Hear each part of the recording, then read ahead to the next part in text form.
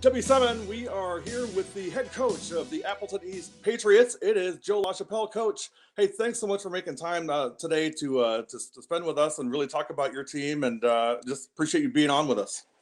Yeah, thank you. Appreciate you doing this for the girls and having me on. Well, hey, we got a chance to meet this summer at the Glow. We had an opportunity to run into each other. Then we had a deal going on saying, hey, if you bring up some kids to a Glow game, that we'd come and do a game with you guys. And some of the teams took us up on it. Berlin did, Fondy did.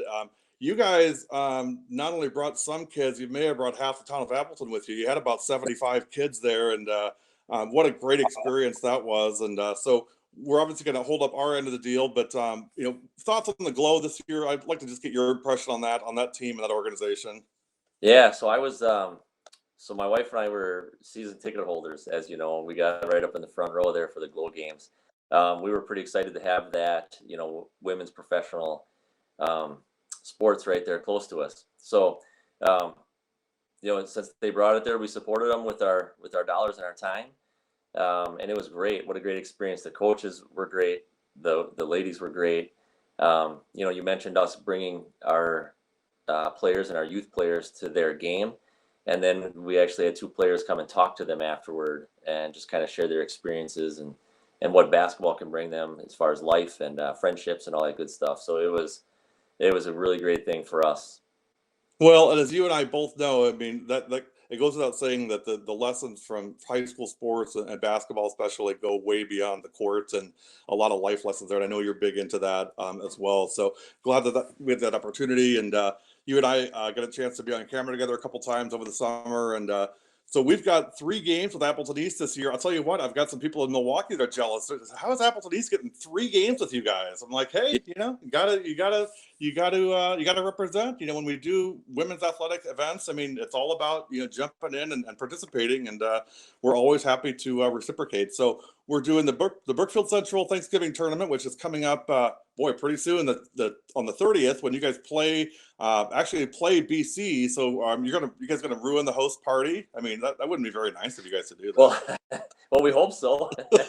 No, who knows? They're a very good team, and we're pretty lucky to have them on a schedule. That worked out really well for us, so that'll be a nice one.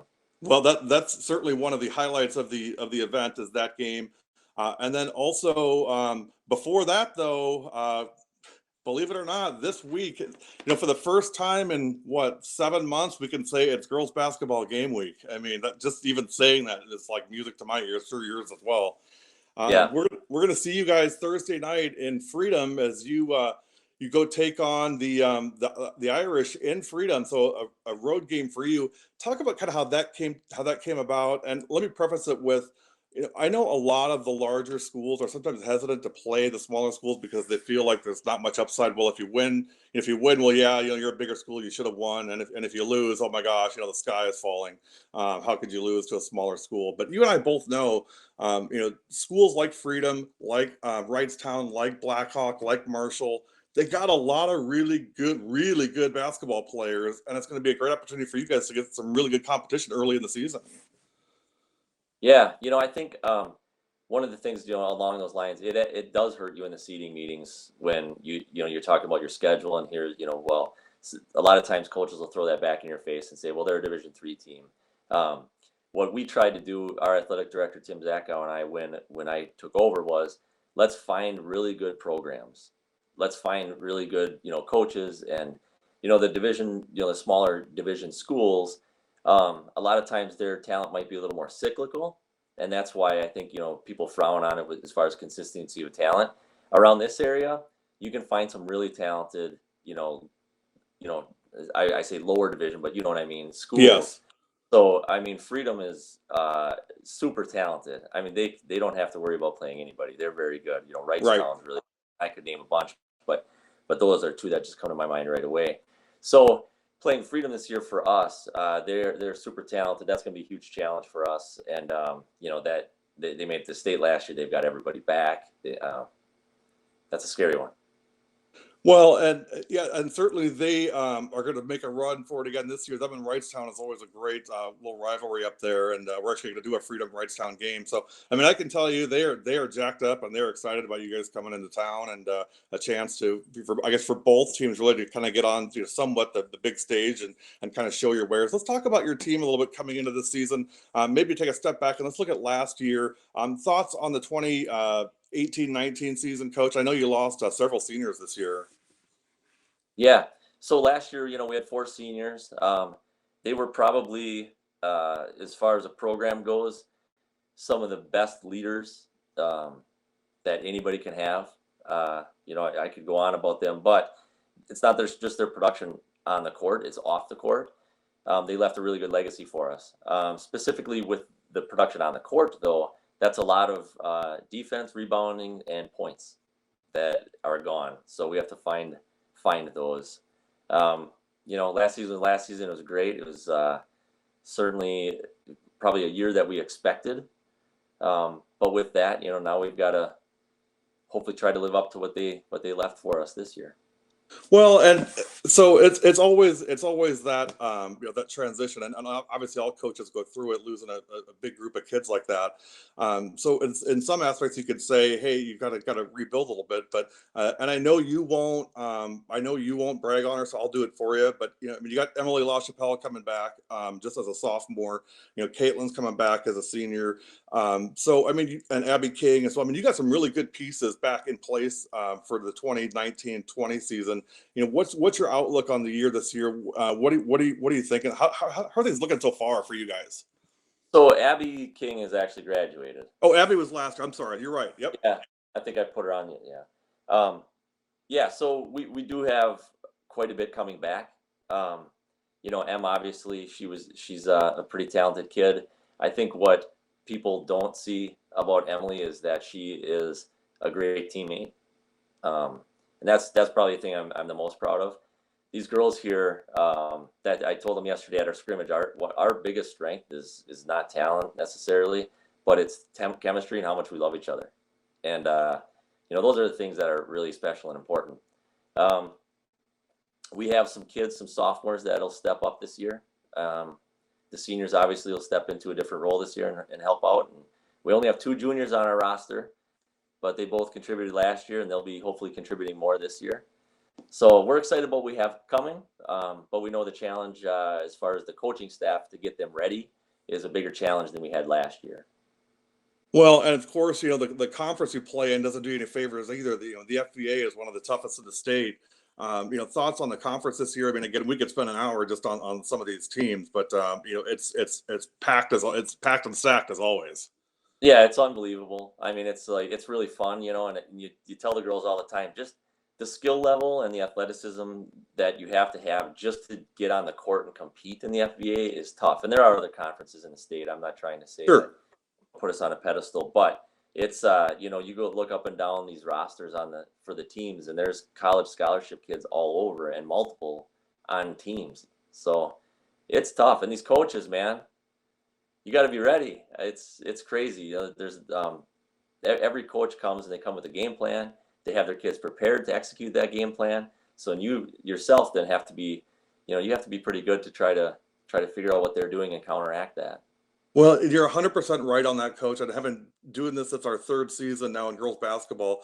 I can tell you, to a coach, I mean, they all come in and it's elite coaching, like you said. I mean, it is. You better be prepared. You better be on your game, be ready, because a lot of games are lost by getting out coached. And again, that's very easy to do because we got a lot of really bright coaches in this state. I mean, and again, in your conference, for those, I think most of our viewers are aware, but just in case, the schools we're talking about here, Kimberly, they're pretty good. Appleton North, they won state a couple times. They're pretty decent. Hortonville's good. I don't know. Hortonville's good every single year. Every year they are so good. I mean, you got Oshkosh North is in there as well, and West I think is improving as well. I mean, again, there's no off night. There's no, hey, this is we can check the box. This is going to be a win. No, not at all. You mentioned Appleton North, and I'm glad you did because they finished second in the conference last year. That was after losing quite a bit from Right. So So when you look at kind of how the conference goes, hey, a bunch of girls stepped up for that team. Great, very good coaching staff. Kakana would they're super talented. They have a bunch of juniors that have been playing varsity now. This will be their third year. They've got some kids in that sophomore class that are pretty good. That's going to be a team to watch out for. And then Appleton West, oh, by the way, they have this, Taylor Lauterbach, who's going to Kansas State, who's 6'. Yeah, she's pretty good. And yeah, Taylor's she's, pretty good. and then Christy Fortune on there, which great Yeah, kid. the Fortune kid too. Yes. Yeah. So, and it goes on down. I mean, Oshkosh West has 2 scholarship kids, and even Fond du Lac, who didn't get a win last year in our conference. I'm telling you that had to be a hard year for them, but they're talented. We just got together with them for a PGC camp, and seeing the talent that they had on the floor, they're going to be better this year. So well, great point. Yeah, for sure. West, the one of the kids you're talking about, the McNulty kid, Kirsten McNulty for West, very solid, inside player, and really has a very nice soft shot too. Fondy, we're actually going to go do a game at Fondy. They took us up on the same offer that you guys did, so we're going to go do a game at Fondy when they play North. And I've been keeping up with their social media stuff. There's a lot of really good energy coming out of that group right now. They actually they were wearing WWF belts the other night after practice. I mean, you love things like that because it shows you get coaches that understand the competitive part of it, but they also understand girls that you better make it fun too. What do you guys do to make it fun for your program? I saw that, and I'll give you a little secret. I'm a huge pro wrestling fan. So I hope no one holds that against. But when I saw those belts, I was like, "Dang it, Jeff! I probably should have thought of that before he did." But I think for us, our approach has always been to, we don't do a ton of this, like the things like that. Right.